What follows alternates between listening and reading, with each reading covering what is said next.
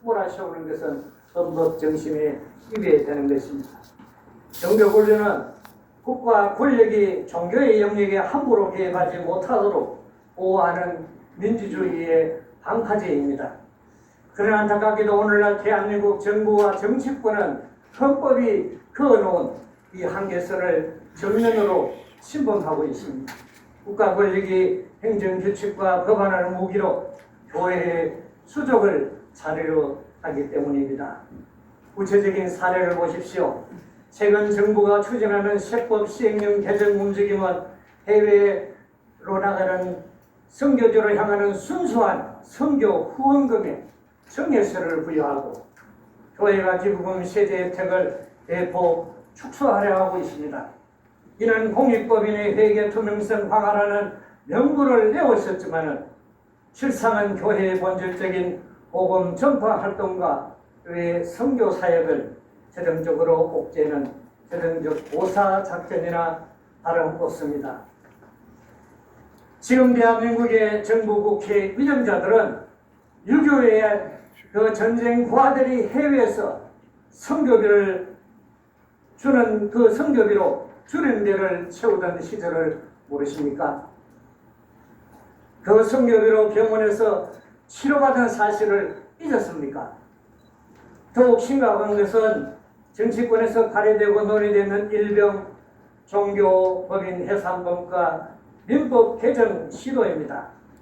이는 국가가 행정처벌이나 특별법을 통해서 언제든지 마음만 먹으면 특정 교단의 등록을 취소하고 그 재산을 몰수할 수 있게 하려는 법의 탈을 쓴 명백한 종교 탄압 법인입니다. 오늘 여론의 비호감을 받는 타인을 겨눈 그 제도적 칼날이 내일은 우리 모두의 교회를 겨누지 않는다고 과연 누가 보장할 수 있겠습니까? 우리 정치권은 자신들의 정치적 무능이나 위기를 모면하기 위해 혹은 표심을 모으기 위해 특정 종교를 정치적 희생양으로 삼는 구태를 반복하고 있습니다. 대중의 비호감 여론의 편성에 특정 종교를 사회 악으로 낙인찍고 공격하는 것은 정치적 이득을 위해 헌법이 보장한 신앙의 자유를 짓밟는 지극히 비열한 권력 남용입니다. 정치가 표계산에 눈이 어두워 종교를 사냥감으로 삼기 시작할 때 그 사회의 민주주의와 법치주의는 뿌리 깊게 흔들릴 수밖에 없습니다. 그리고 이 법치주의 원칙은 사회적 비호감에 존재하는 종교라 할지라도 예외 없이 똑같이 적용되어야 합니다. 제가 오늘 특정 교단을 대변하거나 그들의 신앙을 옹호하고자 이 말씀을 드리는 것이 아닙니다. 아무리 논란이 있는 집단이라 할지라도 국가의 사법권 행사는 오직 법과 객관적 증거에 따라서 예외 없이 똑같이 적용되어야 합니다. 현재 대한민국에서 벌어지고 있는 종교 지도자들에 대한 사법 처리는 개별 범죄 수사의 차원을 넘어섰습니다. 선거 기간 동안 반대편에 서서 발언을 했다고 해서 그것을 문제 삼아 기독교 교단의 손흥민 목사에 대한 그런 독방 구속부터 시작해서 세계평화통일가정연합 한학자 총재의 구속 기소, 그리고 신천지 이만희 총회장에 대한 기소와 후금에 이르기까지 국가 권력은 종교의 영역에 거침없이 사법적 칼날을 휘두르고 있습니다. 이는 국가가 정치적 정적을 세가하듯 종교 지도자들을 순차적으로 단죄하고 여론의 비호감을 빌미로 종교의 자율성을 짓밟는 명백한 정치적 표적 수사입니다. 특히 신천지 이만희 총회장에 대해 검찰이 정당법 위반 혐의로 기소한 사건을 보십시오. 이 혐의의 핵심 쟁점은 자발적인 정치적 의사 표현인지 아니면 정당법이 금지하는 강제적 공모의 행위인지에 대한 법리적 다툼이어야 합니다. 그러나 수사 과정에서 사법당국이 종교단체의 내부 신앙 고백과 교리 구조, 신도들의 성경 공부 내용까지 모두 수사 대상으로 삼는 것은 구체적인 위법 행위가 아닌 교리 자체를 심판하려는 표적 수사이자 헌법적 신앙의 자유에 대한 정면 침해입니다.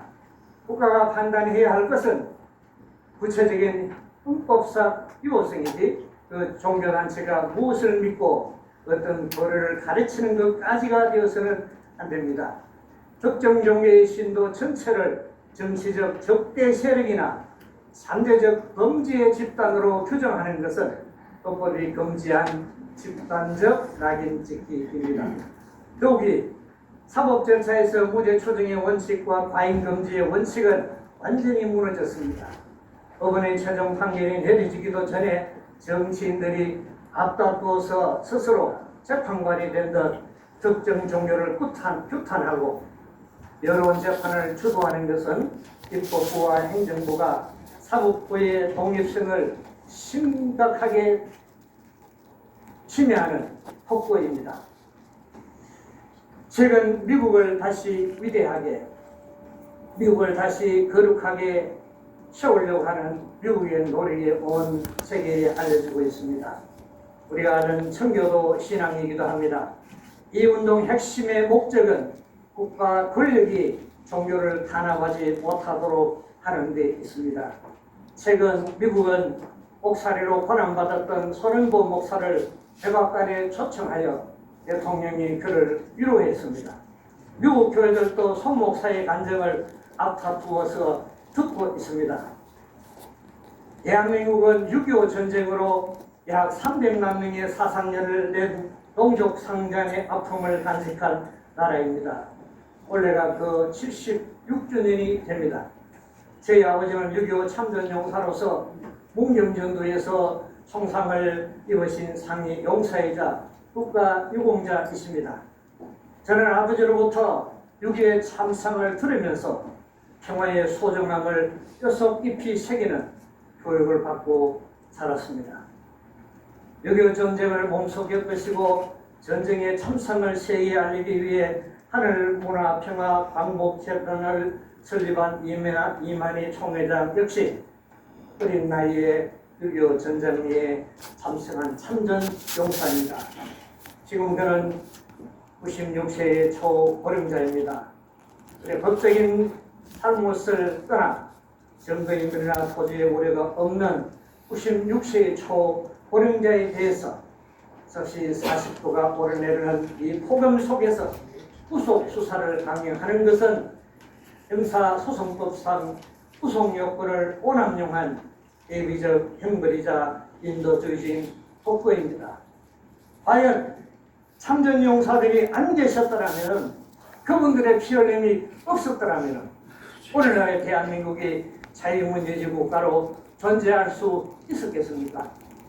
96세 참전용사에 대한 폭염속 구금 처우는 우리 사회의 사법 절차가 보편적 인권과 적법 자체의 원칙을 버리고 정치적 단죄에 몰두하고 있음을 보여주는 씁쓸한 안면입니다.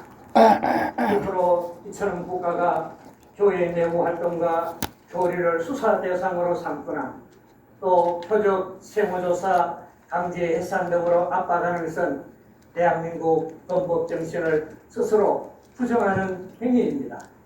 이러한 현실을 바라보면서 저는 목사로서 하나님의 말씀을 상고해 봅니다. 아모스 5장 24절의 말씀입니다. 오직 공법을 물같이 정의를 하수같이 그릴지로다. 아멘. 아모스 선지자에 선포한 하나님의 공의는 정치적 진영에 따라서 이리저리 구워지는 고무줄 잣대가 아닙니다. 권력자에게도 종교 지도자에게도 대중에게 외면받는 자에게도 동일하게 흘러야 절대적 기준입니다. 이에 우리는 정부와 정치권에 강력히 촉구합니다.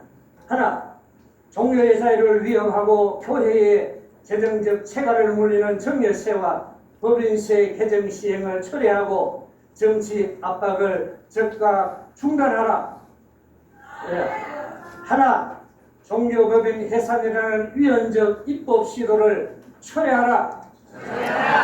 하나, 사법부의 독립성을 침해하는 여론재판과 인권 침해적 구속수사를 즉각 중단하라. 중단하라.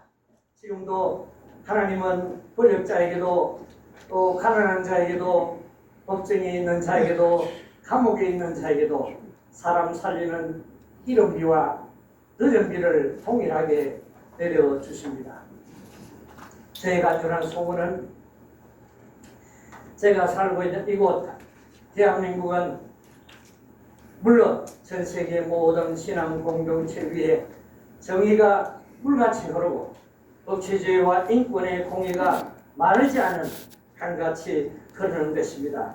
종교의 자유와 법치주의 수호를 위해 이 시간도 함께 마음을 모아주신 세계 각국의 동역자 여러분에게 하나님의 크신 은혜와 축복이 함께 하시기를 간절히 기도합니다. God bless all of you. Thank you very much. 감사합니다.